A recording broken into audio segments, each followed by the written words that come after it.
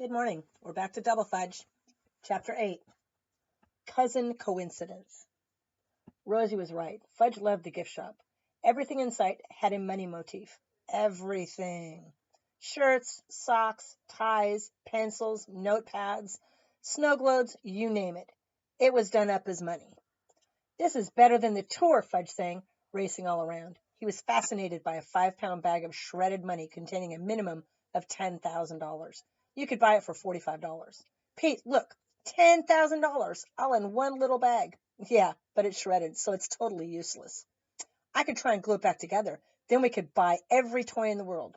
Even if you could glue it back together, it'd be counterfeit, I told him. If you tried to use it, you'd go to jail.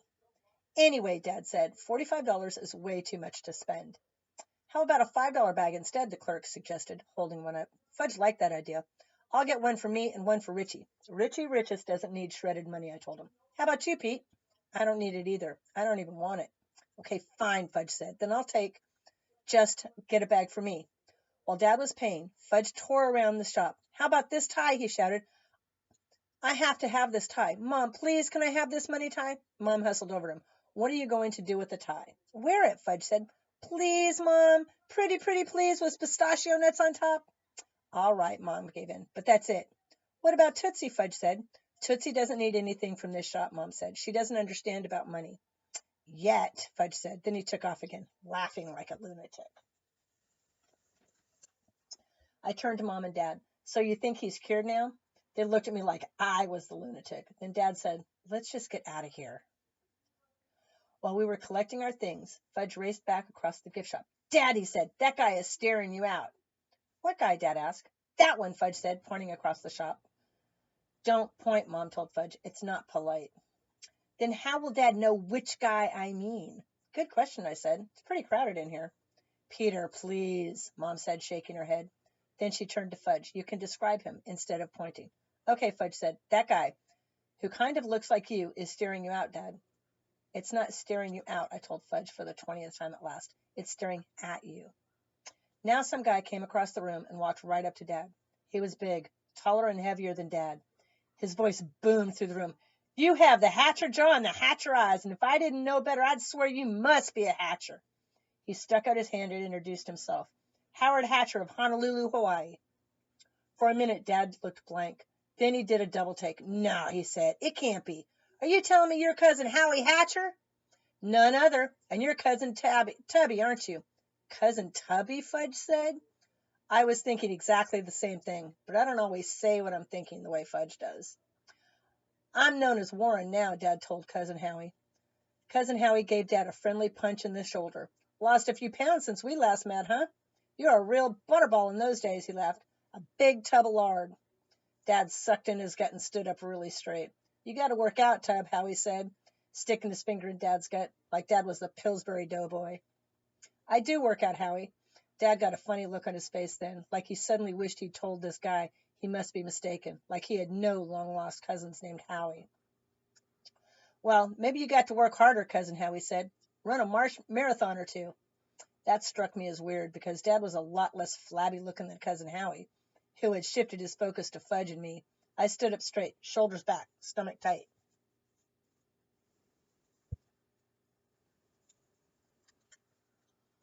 So, that's why we used to call him Tubby, Cousin Howie said, as if we didn't get it by now. So, Tub, these handsome boys belong to you?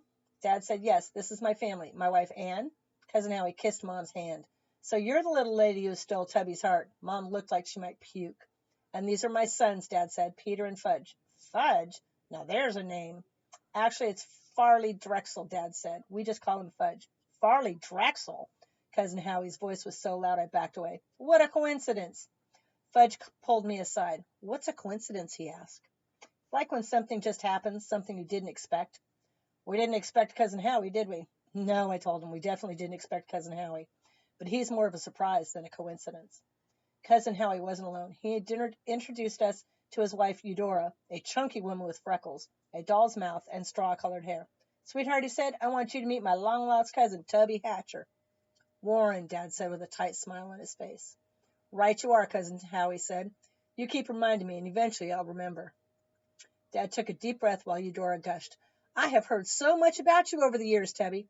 Warren, Dad said again. My name is Warren. Oh, of course, she said, laughing. You wouldn't go by your boyhood nickname anymore, would you? I mean, imagine a grown man called Tubby. That would be embarrassing, wouldn't it? Actually, Dad told her, Howie is the only person who ever called me Tubby. Is that right? Howie said. And I always thought everybody called you Tubby. Eudora smiled sweetly and told Dad, What a shame you lost touch when Howie's family moved to Hawaii. I know how much Howie's missed you. After that, he took Mom's hand and said, I feel as if we're personally connected, don't you? Before Mom had a chance to answer, before she could say, Why, no, I don't feel personally connected at all.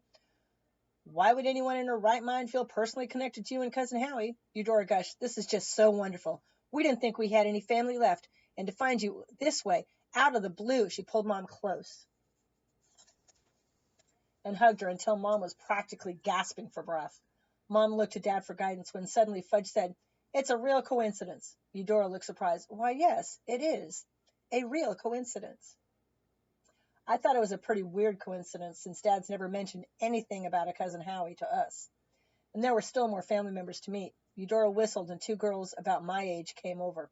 Boys, she said to Fudge and me, meet your long-lost cousins, Flora and Fauna Hatcher. They're named for the natural beauty of our islands, and that's just what we call them, our natural beauties. Fudge laughed. Came out sounded like a big hiccup. I gave him an elbow, and he covered his mouth with his hand.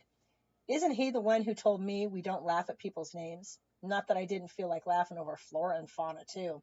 But I was into proving I could control myself. It was part of my new 7th grade maturity. Eudora went back to talking with Mom and Dad, leaving Fudge and me with the natural beauties. We're twins, one of them said. Identical, in case you didn't notice, the other one added. You want to know how to tell us apart, the first one asked. By your fingerprints, Fudge asked. In case you don't have access to our fingerprints, the second one said. I'm Flora, and I have a scar on my chin. She stuck out her chin and pointed underneath to her scar. See? Then the other one said, I'm Fauna, and I have a brown dot in my right eye. But you have to look really close to see it. Who'd want to, I was thinking, as Fudge stood on tiptoe and peered into Fauna's right eye. How old are you? Flora asked me. He's 12, Fauna said, stretching back to her full height, which was just a little taller than me. How'd you know that? I asked her. I can always tell, Fauna said. How old are you? I asked. How old do you think? I'm not into guessing, I told them. He's not into guessing, Fauna repeated to Flora, and they giggled. Why do girls giggle? I mean, do they really find things so hysterically funny? Or are they born that way? Want to know how old I am? Fudge asked. He didn't wait for them to answer. I'm 5, but I'll be 6 soon. I'm in mixed group. What's mixed group? Flora asked. It's what comes after kindergarten if you're really smart, Fudge said. Pete's in 7th grade. That's what grade we'd be in, Flora said. If we went to school, Fauna said, finishing for her. You don't go to school, Fudge asked. We're homeschooled, Fauna said. What's that? Our parents teach us at home, Flora explained. Who else is in your class? Fudge asked. No one, they answered together.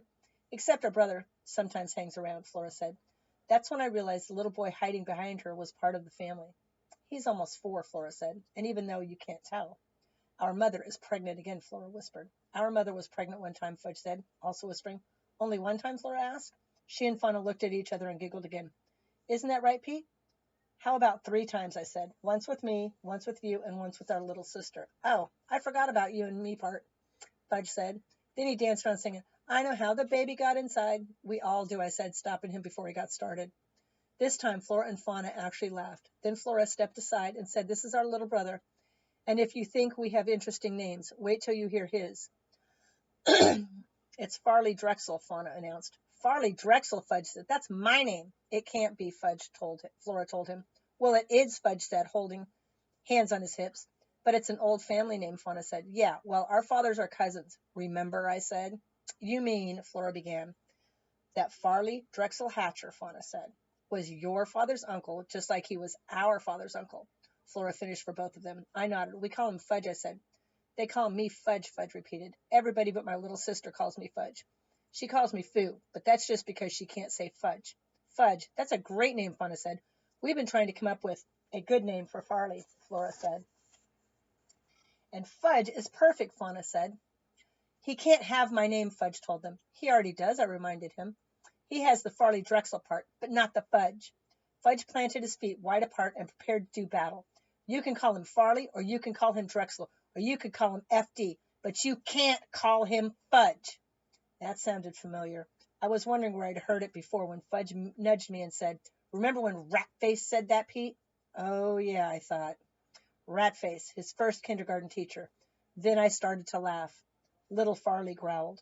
"My name belongs to me," Fudge told them, in case there was any doubt. "I own it." "You can't own a name," Flora said. "Can too," Fudge insisted. Little Farley growled again. Fudge looked at him. "Can't he talk?" "Of course he can talk," Flora said. "But he doesn't have to because," Flora said, "we say everything for him." Flora finished the sentence. Having a conversation with the natural beauties was like watching two guys playing a video game. You got dizzy from trying to follow it. When Little Farley growled a third time, Fauna said, "He likes to pretend he's a bear." "Or a lion," Flora added. "I don't care if he's a bear or a lion," Fudge told them. "He can't have my name." This time, Little Farley bared his teeth. "I think we should call him Fudgelet," Fauna said to her sister. "Or Fudgekin," Flora suggested. "Oh, I like that," Fauna said. She put her arm around her little brother. "Why don't you just call him Minnie?" I said. "Minnie?" Flora asked. "As in mouse?" Fauna said. "No," I told them. "As in Minnie Fudge. In case they still didn't get it, I spelled it for them.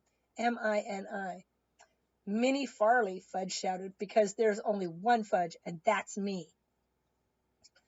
Minnie Farley got down on all fours, growled at Fudge, then attacked, grabbing Fudge's pant legs in his mouth. Fudge tried shaking him off, but Minnie held on, pulling and twisting until Fudge lost his balance and crashed to the floor. As he did, he let out a blood-curdling scream. That got the attention not only of all four parents, but everyone else in the gift shop. "Stop that, Farley," Flora shouted as Fauna pulled him off Fudge. Dad rushed to Fudge, kneeling beside him and checking his leg. "Dad," Fudge cried, "tell them they can't steal my name." "Nobody's stealing your name," Dad said, trying to soothe him. "Promise?" Fudge asked, wiping his nose with his sleeve. "Actually," Fauna said, "we're just borrowing it." "No fair," Fudge said. "You have to ask if you want to borrow something. Right, Dad?" "That's how it's usually done," Dad agreed. "Then let's just say we're—" Flora began looking at her sister. "Copying your name." "Copying?" Fudge asked. "Yes," Flora said, "and copying is the highest form of flattery. If you want to copy, you have to pay $2 million, Fudge told them. The natural beauties laughed. "Your brother's hilarious," Fauna told me. "Don't you know the best things in life are free?" Flora asked Fudge. As if that were some kind of cue, the natural beauties put their heads close together, humming a note, and next thing I knew, they started singing, right there in the middle of the gift shop. "The moon belongs to everyone. The best things in life are free. The stars belong to everyone. They gleam there for you and me." I backed away, hoping to disappear into the crowd that had gathered around them. This was worse than Fudge's tantrum at the shoe store. I never should have come to Washington. I should have stayed in New York with Grandma, or gone to Jimmy Fargo's. Anything but this. Absolutely anything. Finally, I was saved by the guard, who came over and suggested that if we were finished shopping, we might like to continue the show elsewhere. Yes, thank you, guard. Thank you for saving me. That's it for today. Tomorrow is Chapter 9, The Panda Poop Club. Oh, boy. See you tomorrow.